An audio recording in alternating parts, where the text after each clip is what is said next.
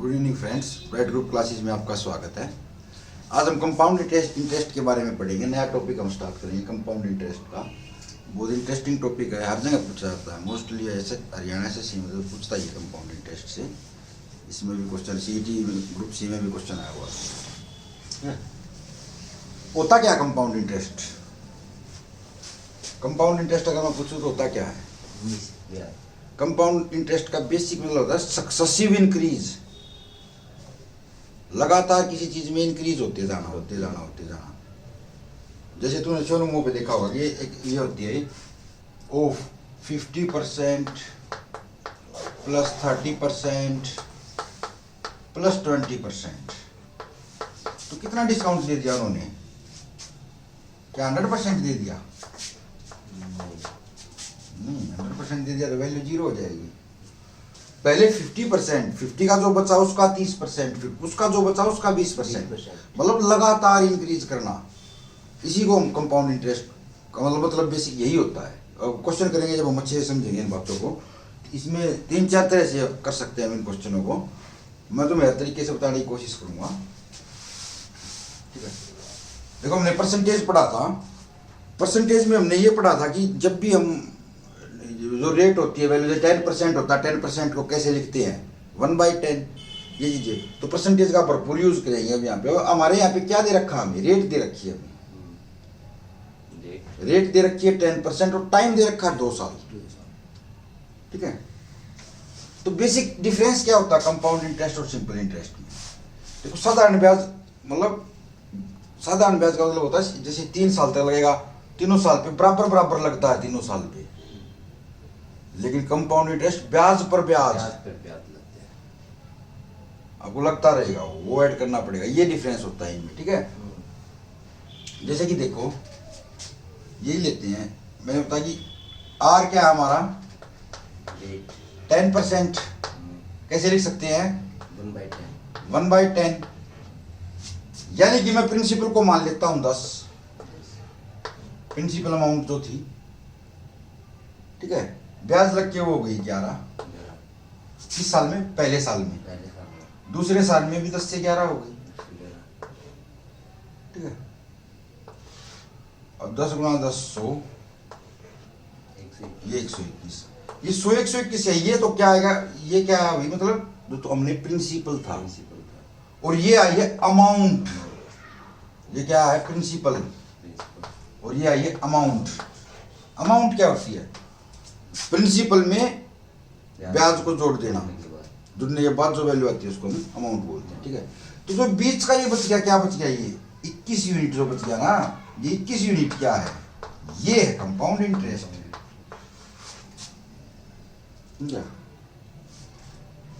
अगर मैं simple interest निकालता 20% का तो कितना आता? 20 आता ना। ये 21 कैसे आया? क्योंकि ब्याज पे ब्याज लगा है, समझा? ये बेसिक फर्क है। ये आगे धीरे धीरे हम समझेंगे इससे इनको, ठीक है। अब इससे कुछ भी निकाल सकते हैं हम, क्योंकि हमने यूनिट में ये कंपेयर किया हमने इसको। अब जैसे 100 यूनिट मान लेते हैं, 21 यूनिट ये है। ओरिजिनल तो हमें क्या दे रखा है? इसे ये दे रखा है, अमाउंट दे रखी है। कितनी है? 2420। पर अपनी कितनी आ रही है? 121। कितना गुना? 20 टाइम्स। तो हर चीज को 20 टाइम्स बढ़ा दो। प्रिंसिपल कितना होगा? 100 का 20 गुना। प्रिंसिपल क्या होगा हमारा? 2000, ठीक है। कंपाउंड इंटरेस्ट में से कंपाउंड इंटरेस्ट क्या होगा? 21 का 20 गुना, क्या होगा? 620। समझे? मतलब सारा वैल्यू में निकाल सकते हैं हम इससे, ठीक है। यही हम अपना परसेंटेज के हिसाब से चलने की कोशिश करेंगे, लेकिन हर सवाल में मैं तुम्हें अलग ट्रिक भी बताऊंगा, जिसमें जो जहाँ पे सम चेंज होगा वहीं पे हम ट्रिक भी चेंज कर लेंगे साथ साथ। मतलब वैसे तो इससे भी सोल्व कर सकते हैं, सबसे बेस्ट मेथड है ये सारा। लेकिन कई डाटा ऐसा होता है जहाँ पे हमें डिटेल्ड मेथड को यूज करना पड़ता है। डिटेल्ड मेथड में मतलब A to Z इसका सब पूछा जाता है।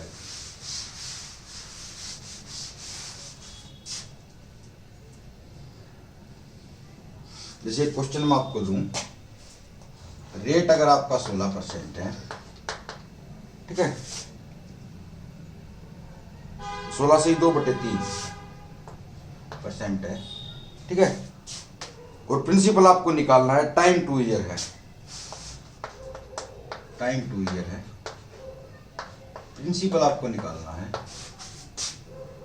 और साथ में आपको दे रखा है कंपाउंड इंटरेस्ट दे रखा है आपको 780 रुपये।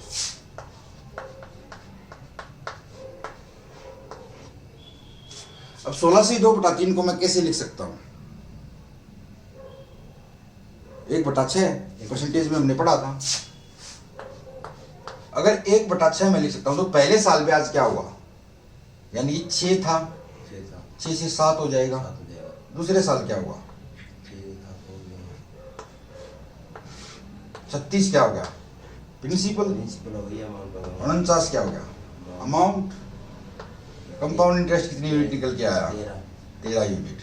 लेकिन ओरिजिनल कितना है दे रखा है 780, तो 6 टाइम्स 60 टाइम्स, ठीक है। तो हर किसी में 60 से करें, प्रिंसिपल क्या होगा अपना 36 को हम 60 से गुना कर देंगे, ये हमारा प्रिंसिपल हो जाएगा, ठीक है। समझ में आया? ऐसे करके चलते हैं। एक सम और ले लो, टाइम 2 ईयर है। अब भाई जरूरी नहीं है कि हर बार ये सेम ही वो ब्याज, ये जो 2 साल का ब्याज है, जरूरी थोड़ी हर बार सेम परसेंट हो, चेंज भी कर दे। पहले साल के लिए कितना ब्याज है, दूसरे साल के लिए कितना ब्याज है, इन चीजों को सोल्व करने के लिए फिर में डिटेल्ड मेथड की जरूरत पड़ती है। डिटेल्ड मेथड के बारे में पढ़ेंगे हम, जो बहुत बेसिक है। मोस्टली आपसे जो क्वेश्चन पूछे जाएंगे वो 2 ईयर या 3 ईयर के ही पूछे जाएंगे, ठीक है। एक क्वेश्चन लेता हूं मैं, टाइम वही 2 ईयर है, प्रिंसिपल मेरे को निकालना है, ठीक है। और मेरे को रेट जो दे रखा है फर्स्ट ईयर का कितना है, मतलब पहले साल पे जो रेट लगा वो है 11.1/9%।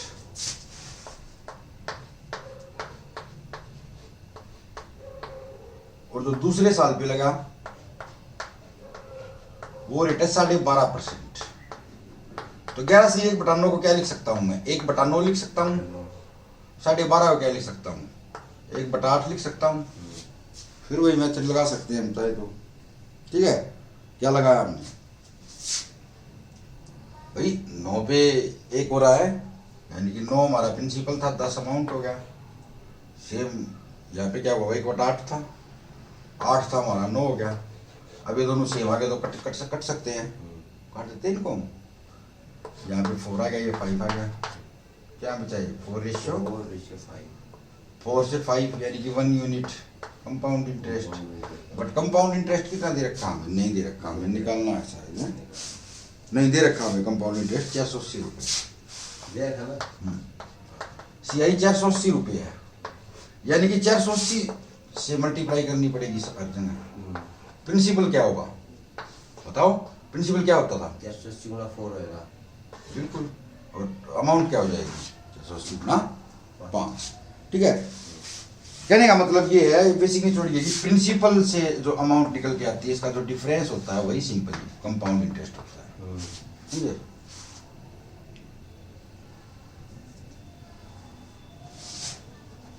आगे चलते हैं।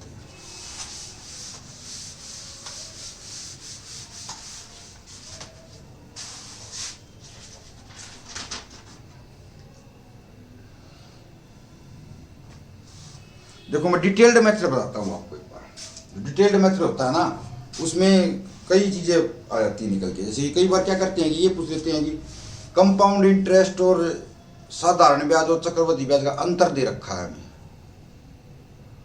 तो ऐसे क्वेश्चन को करने के लिए हमें डिटेल्ड मेथड की जरूरत पड़ती है, ठीक है। जैसे ये यही करते क्वेश्चन देखते हैं कि प्रिंसिपल मेरे को निकालना है, टाइम 2 ईयर है, रेट जो है परसेंटेज वो क्या है 14 से 2/7, 14 से 2/7%, ठीक है भाई। और मेरे को क्या दे रखा है, CI और SI का डिफरेंस दे रखा है, यानी कि जब चक्रवर्ती ब्याज में साधारण ब्याज सब्ट्रैक्ट करेंगे तो उसका जो डिफरेंस निकल के आता है वो 40 आता है, ठीक है। और फिर मेरे से पूछ लिया कि बताओ कंपाउंड इंटरेस्ट क्या होगा, ये क्वेश्चन है। करें स्टार्ट। डिटेल्ड मेथड को देखो एक बार। देखो उसमें हम क्या कर रहे थे, उसमें हम डायरेक्ट यहाँ से 1/7 से कर रहे थे, तो ये तो सिंपली बार 1/7 अपना वो होगा, ये परसेंटेज में पढ़ा था ना हमने अच्छे से, 1/7 हो गया। अब इसमें क्या करेंगे, अगर टाइम 2 ईयर है, अब देखो सबसे पहले तो कुछ भी मान सकते हैं हम प्रिंसिपल को, 100 भी मान सकते हैं, 200 भी मान सकते हैं। अब मैं 100 को प्रिंसिपल मान लूँ तो पॉइंट में बात चली जाएगी, और पॉइंट में कैलकुलेशन करना बहुत बड़ी बात हो जाएगी, ठीक है, नहीं कर पाएंगे, टाइम लग जाएगा। तो उसको पॉइंट को ख़त्म करने के लिए मैं क्या करूँगा, मेरे को ये पता है टाइम अगर 2 ईयर है तो मैं प्रिंसिपल इसका स्क्वायर मान लूँगा, ठीक है। और अगर मान लो मेरा टाइम 3 ईयर होता तो मैं क्या करता, इसकी क्यूब करता। समझे इस बात को, ध्यान से डिटेल्ड मेथड में ये।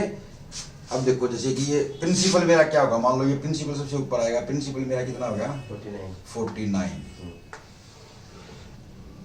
अब 2 साल में तक ब्याज लगेगा, ये पहला साल का, मान लो ये दूसरे साल का।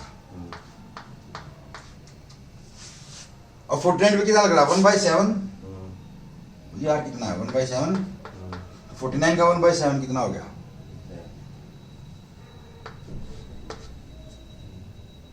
कोई शक, 7 यहाँ पे हो गया। लेकिन फिर इस साल का ब्याज भी तो लगेगा 7 पे, 7 का 1/7 कितना हो गया 1, कोई दिक्कत। यहाँ पे मैंने 1/7 लगा दिया, यहाँ पे 1/7 लगा दिया, ठीक है, ये 1 निकल जाएगा। तो टोटल ये टर्म समझो क्या है, ये क्या था, पहले साल का साधारण ब्याज, ये दूसरे साल का साधारण ब्याज, दोनों सालों का साधारण ब्याज क्या हो गया 14 रुपए हो गया। और दूसरे साल का ब्याज क्या था, दूसरे साल का ब्याज 8 रुपए था। ये जो एक बढ़ गया है ना, ये फर्क होता है। ये कंपाउंड तो जो एक ये क्या है, नहीं ये उसका कंपाउंड इंटरेस्ट तो ये सारा है 7, 7, 14 और 15, ये उसके बीच का वो है, ये डिफरेंस है बीच का गैप है जो मैंने रखा है, ठीक है। लेकिन ये 1 यूनिट किसको रिप्रेजेंट कर रहा है 40 को, ठीक है। तो मल्टीप्लाई 40 हर जगह, टर्म को 40 से कर देंगे, इसको 40 से करेगा तो क्या निकल के आएगा प्रिंसिपल, इसको 40 से करूंगा तो क्या निकल के आएगा साधारण ब्याज, ठीक है। हर कोई भी डेटा निकल आएगा अपने पास, है ना। समझ में आए, ये डिटेल्ड मेथड हो गया। देखते हो तो इसमें हमें अलग अलग पता लग जाता है, ये फर्स्ट ईयर का वो है, ये सेकंड ईयर का वो है, ये जो इसका डिफरेंस है ये कंपाउंड इंटरेस्ट है, ठीक है। करें अगला क्वेश्चन, चलो करो फिर।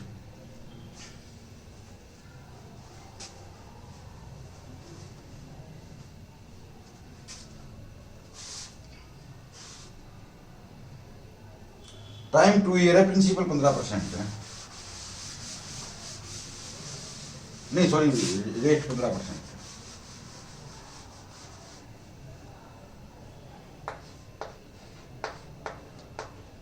अगर मैं खाली 15% लिख के छोड़ रहा हूं तो इसका मतलब 15% पर एनम, क्वार्टरली होता तो मैं मेंशन करता हूं, ठीक है। और सीआई और एसआई का डिफरेंस दे रखा है 180 रुपये। बताओ सही जाओ, तुरंत बताओ जल्दी। 15 का कैसे लिखते हैं हम, 15 को लिख देते हैं हम 3/20। अब क्या करूंगा मैं, क्या मानूंगा प्रिंसिपल को 400, बिल्कुल इसका स्क्वायर करूंगा। प्रिंसिपल मेरा क्या हो गया 400।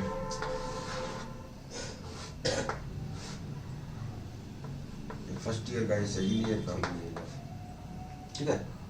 फर्स्ट ईयर में अब 400 का 3/20 करूंगा तो कितना आएगा 60। ये 60 क्या है, पहले साल का साधारण ब्याज, क्या है। फिर 60 को 3/20 से करेंगे क्या आ गया 9। डिफरेंस आ रहा नो, ये 9 क्या है, 9 यूनिट है ये। 9 गुणा 180 हो लेकिन जाएगा। ओरिजिनल क्या होगा, ये ओरिजिनल कितना 180, 9 गुणा 180 यानी ये मल्टीप्लाई बाय 20। तो हर टर्म को 20 से मल्टीप्लाई कर देंगे, समझे। ऐसे करके मतलब हर वो निकला था अपने पास। ठीक है, अगला क्वेश्चन जैसे मैं दे दूं, एक क्वेश्चन में मेरे को बोला सेकंड ईयर का ब्याज दे रखा है। अब सेकंड ईयर का ब्याज क्या होता है बताओ? दूसरे साल पे लगा हुआ है वो कितना लगता है दूसरे साल पे? यहाँ पे कितना लगा है? 60 नहीं, 69। नहीं लगा है। पहले साल 60 लगा है। इस बात ध्यान रखना, डिफरेंस दे रखा हो तो ये ऐसे कंपेयर करेंगे। ठीक है, ठीक है। कल स्टार्ट करेंगे बाकी का इसको। Thank you.